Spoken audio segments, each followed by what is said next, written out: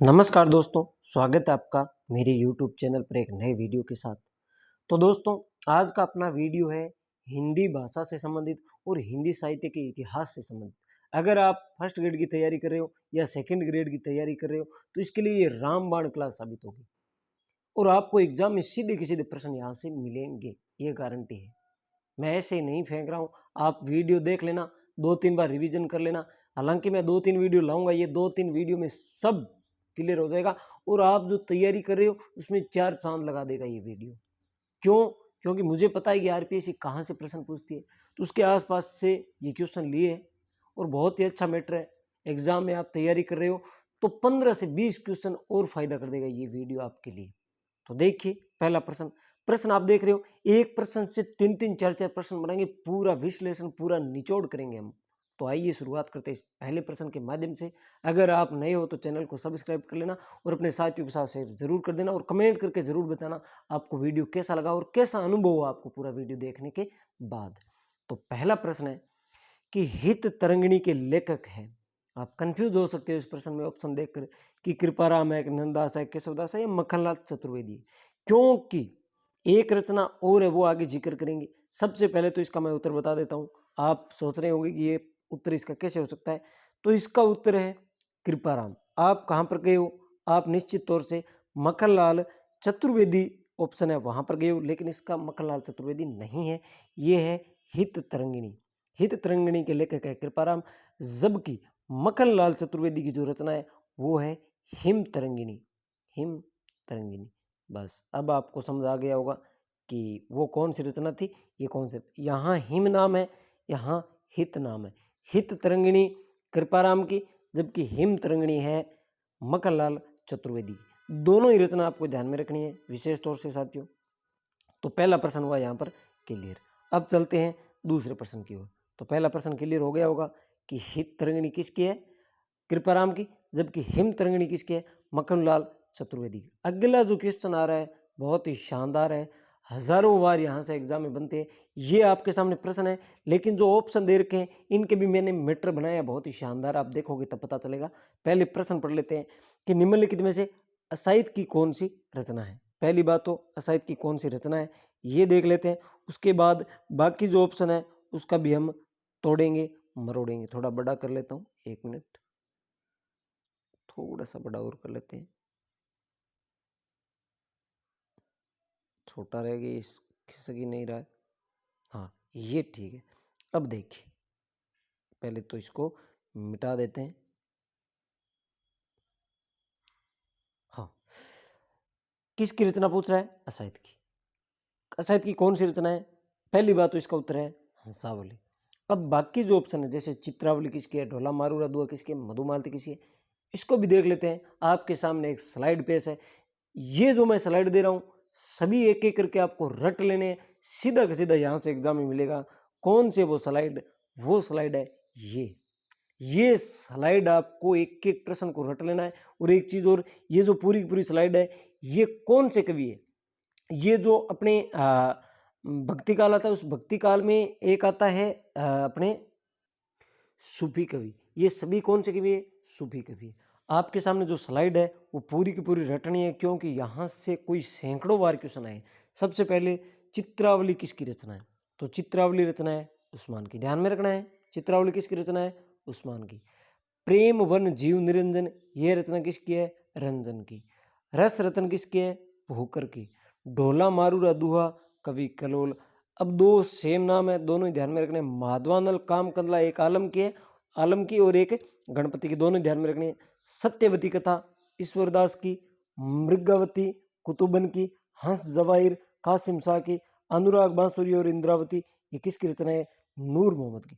Very most मैं बता देता हूं, एक नंबर तो चित्रावली, उसके बाद सत्यवती कथा, उसके बाद ये बाकी की जो है कोई सैकड़ों बार यहां से क्वेश्चन आ चुका है कि मृगावती किसकी रचना है। एक मृगावती कुतुबन की और एक मृगावती से ये जो रचना है यहां पर मैं भूल गया हूं लिखना, वो बता देता हूं, मधुमालती। एक और कौन सी मधुमालती, यहां पर ऐड कर लो। 1 मिनट दोस्तों मैं लिख देता हूं। हाँ, तो अब देखिए कुछ रचनाएं और आपके सामने हैं। एक है मधुमालती। ये दोनों रचनाएं ये यहाँ पर आप देख सकते हो, एक मिनट। एक तो है मधुमालती, एक है मृगावती। ये दोनों हमेशा कंफ्यूज करती है, ये ध्यान में रखना। तो मृगावती तो है कुतुबन की, जबकि मधुमालती है मंजन की। वेरी मोस्ट है, ध्यान में रखना। एक है ज्ञानदीप शेख नबी की, जबकि पद्मावत आखिरी कलाम अखरावट ये किसकी है? मलिक मोहम्मद जायसी की। ये आपको ध्यान में रखना है। उसके अलावा एक आध रचना और है, जैसे लखन सेन पद्मावती की कथा कवि आलम की, चंदायन मुल्ला दाऊद की। एक रचना और बच गई है, चंदायन, वेरी मोस्ट है। रचना का नाम क्या है? चंदायन। किसकी रचना है चंदायन? तो ये है मुल्ला दाऊद की। एक लोर कथा है जिसके रचनाकार है मुल्ला दाऊद, ध्यान में रखना, मुल्ला दाऊद। चंदायन। तो ये प्रमुख रचनाएं हैं जो आपको ध्यान में रखनी है। और सभी रचनाएं कौन सी है? सूफी कवियों की। चित्रावली उस्मान, प्रेम जीव निरंजन रंजन की, रस रतन पोकर की, ढोला मारू दुआ कवि कलोल, माधवानल कामकंदला आलम की, माधवानल कामकंदला गणपति की, सत्यवती कथा ईश्वरदास, मृगावती कुतुबन, हंस जवाहिर कासिम शाह है, जबकि अनुराग बांसुरी और इंद्रावती नूर मोहम्मद की, मधुमालती मंजन की, ज्ञानदीप शेख नबी की, पद्मावत आखिरी कलाम अखरावट जायसी की, जबकि चंदायन किसकी है? मुल्ला दाऊद की। ये जो रचनाएं थी मैंने आपके सामने रखी है, सभी की सभी आपको क्या कर लेनी है? रट लेनी है। एक एक रचना रट लेनी है, सीधी की सीधी आपके एग्जाम में यहां से पक्का आएगी आएगी। उसके बाद नेक्स्ट क्वेश्चन की बात करें तो ये तो हमने देख लिया। तो चित्रावली हो गया, मधुमालती, हंसावली। तो असाइद की कौन सी है?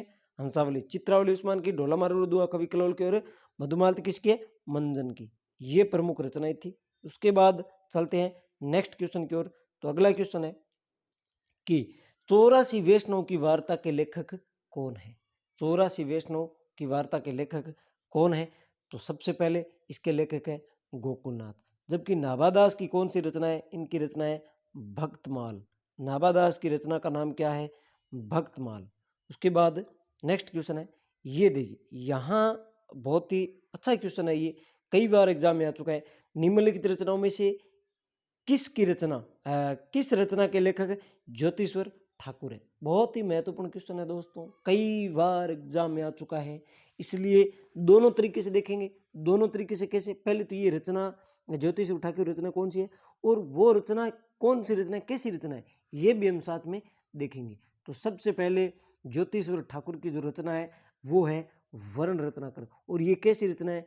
ये एक है शब्दकोश। ये बात भी आपको ध्यान में रखना है। उसके अलावा अन्य जो रचना है उसके बारे में बात कर लेते हैं। उक्ति व्यक्ति प्रकरण, पहली बात तो ये किस तरह की रचना है?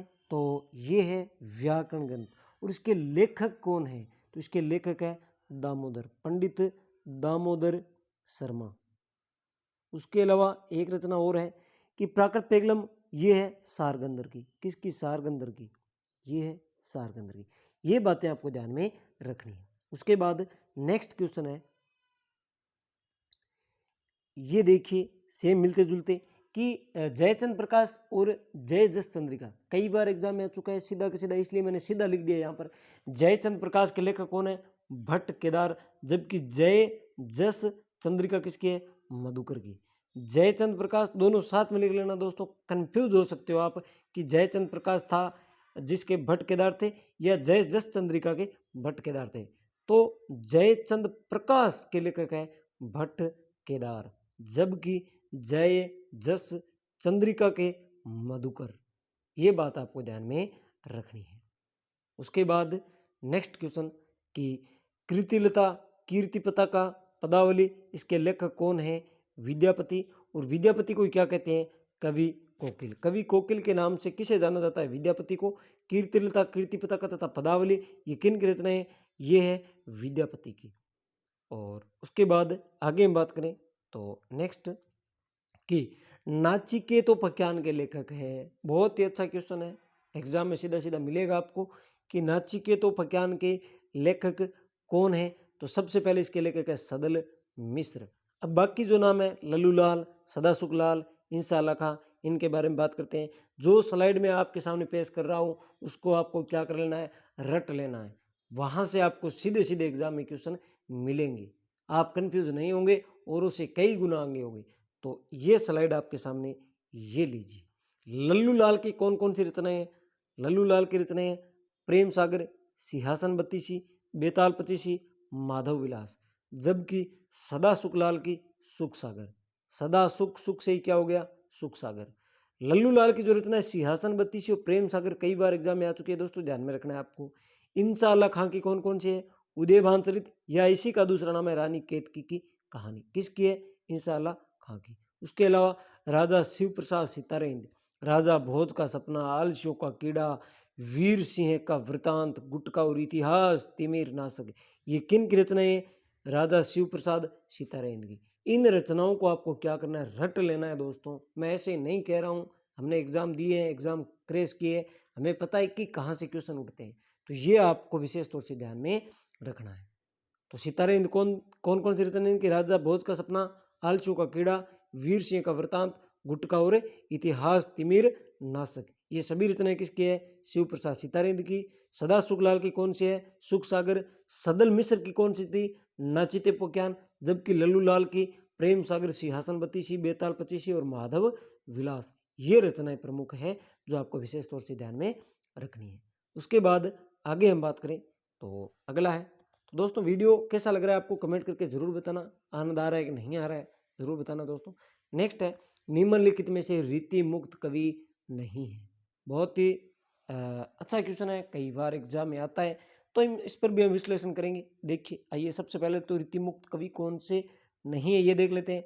ठाकुर है, आलम है, एक मिनट, ठाकुर भी है, आलम भी है, घनानंद भी है, लेकिन बिहारी नहीं है। ये रीति मुक्त नहीं है, ये रीति सिद्ध कवि है। रीति सिद्ध कवि है, रीति मुक्त नहीं है। अब ये जो वाक्य है इनके बारे में चर्चा कर लेते हैं। सबसे पहले हम बात करते हैं ठाकुर की। ठाकुर की एक रचना है, उसका नाम आपको ध्यान में रखना है। कौन सी रचना है ठाकुर की? ठाकुर की है ठाकुर ठसक। वैसे ही ध्यान में रह जाएगा कि ठाकुर ठसक किसकी रचना है? ठाकुर की। ठीक है। उसके बाद आलम। आलम, पहली बात तो आलम की जो प्रेमिका थी उसका नाम क्या था? ये भी आपको ध्यान में रखना है। वो एक रंगरेजिन थी, मतलब रंग करने वाली थी, रंगरेजिन, शेख रंगरेजिन थी। जबकि घनानंद, अब घनानंद, पहली बात तो घनानंद की जो प्रेमिका थी उसका नाम था सुजान, और इनकी रचनाओं के नाम आपको विशेष तौर से ध्यान में रखने। कौन कौन से? सुजान सागर, सुजान सागर। उसके अलावा रस्सी केवली, रस केलीवली। उसके अलावा विरह लीला, घनानंद की बता रहा हूँ, विरह लीला।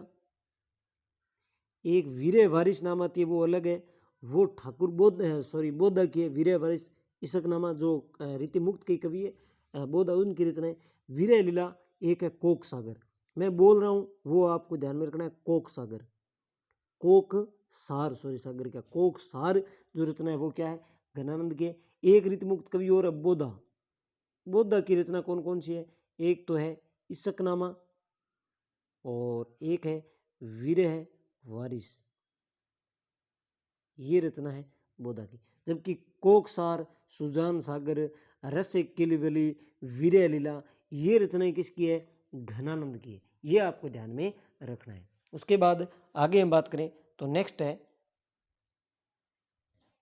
कि तार सप्तक में संकलित कवियों को क्या कहते हैं? बहुत ही अच्छा क्वेश्चन है। ये क्वेश्चन शायद आपको नया लगता होगा, लेकिन बहुत ही अच्छा क्वेश्चन है। इसके साथ हम दो चीज़ें और देखेंगे। जो एक नाम नकेनवाद है, यहाँ से कई बार एग्जाम में आ चुका है कि नकेनवाद क्या है, राहु कानवेसी क्या है, नए पत्ते क्या है। सबसे पहले तो तार सप्तक में जो संकलित कवि है उनको हम क्या कहते हैं?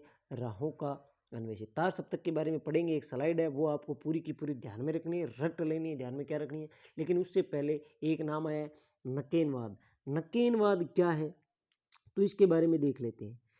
ये 1956 में प्रपद्यवाद प्रारंभ हुआ, जिसमें नलिन विमोचन शर्मा, केसरी कुमार तथा नरेश मेहता थे, उनके द्वारा प्रारंभ किया गया। और इन तीनों ही प्रपद्यवादी के तीनों ही साहित्यकारों के नाम पर इनका नाम क्या पड़ा? नकेनवाद। अब क्वेश्चन क्या आता है कि नकेनवाद के अंतर्गत कौन कौन से कवि आते हैं या इनमें कौन से कवि शामिल नहीं है। तो पहली बात तो नकेनवाद में 3 कवि है, न से नलिन विमोचन शर्मा। क्या? नलिन विमोचन शर्मा। मैं बोल रहा हूँ वो आप कहीं लिख लेना, अगर लिख सकते हो तो अपने नोट्स में ऐड कर लेना। नलिन विमोचन शर्मा। कैसे? केसरी सिंह। कैसे क्या नाम रहेगा? केसरी कुमार। केसरी कुमार। केसरी कुमार एग्जाम में आ चुका है दोस्तों। ये नकेनवाद वाला सीधा सीधा आ गया। नकेनवाद में कौन शामिल नहीं का दिया था, एक बार क्वेश्चन आया था। तो नलिन विमोचन हो गया, केसरी कुमार हो गया, और न से ही एक नाम और है, नरेश मेहता। नरेश मेहता। ये हिंट है आपके लिए। न से नलिन विमोचन शर्मा, के से केसरी कुमार और न से नरेश मेहता। ये आपको ध्यान में रखना है। उसके बाद एक चीज और देख लेते हैं, पहले ये मिटा देता हूं।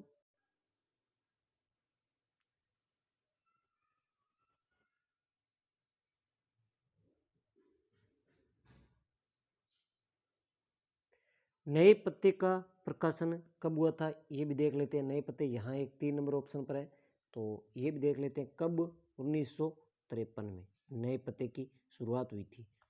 अब आगे बात करें तो नेक्स्ट क्वेश्चन है, ये देखिए स्लाइड जो आपको मैं बता रहा था, तार सप्तक। तो तार सप्तक, सबसे पहली बात तो तार सप्तक का प्रकाशन कब किया गया? 1943। किसके द्वारा? अगे द्वारा। कुल कितने? 4। तार सप्तक 1943, दूसरा सप्तक 1951, तीसरा सप्तक 1959, चौथा सप्तक 1979। ये सन भी ध्यान में रखना है, कई बार सन भी पूछ लेते हैं। और तार सप्तक में कौन कौन से कवि शामिल है ये भी ध्यान में रखना है। तार सप्तक में कौन कौन है? मुक्तिबोध, प्रभाकर माचवे, भारत भूषण, नेमीचंद, गिरिजा कुमार माथुर, आगे रामविलास शर्मा। क्वेश्चन कैसा पूछता है कि तार सप्तक में कौन सा कवि शामिल नहीं है, तो उसमें क्या करता है, या तो दूसरे सप्तक का इसमें डाल देते हैं या तीसरे का इसमें डाल देते हैं, ऐसा करके पूछते हैं। तो ये पूरी की पूरी स्लाइड आपको रट लेनी है। तार सप्तक में गजानंद, माधव मुक्तिबोध, प्रभाकर माचवे, भारत भूषण, नेमीचंद, गिरिजा कुमार माथुर, अगे तथा रामविलास शर्मा। दूसरे सप्तक में कौन कवि है? शमशेर बहादुर सिंह, भवानी प्रसाद मिश्र, शकुंतला माथुर, नरेश मेहता, धर्मवीर भारती, रघुवीर सहाय तथा हरिनारायण व्यास।